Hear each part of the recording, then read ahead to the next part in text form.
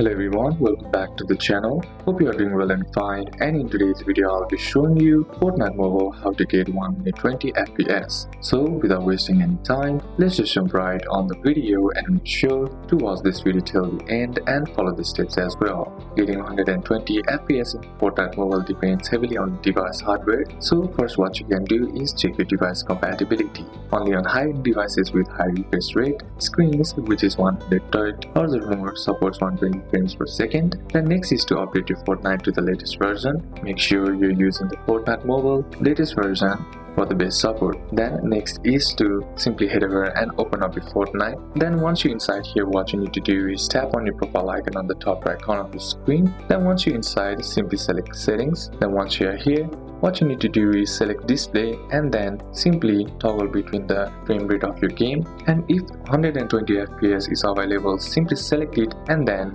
save the changes. So these are a couple of steps that you can apply, and that's it for today's video guys. Hope this video was useful to you. Leave a like if it did, comment down any questions that you have, and see you soon on the next one.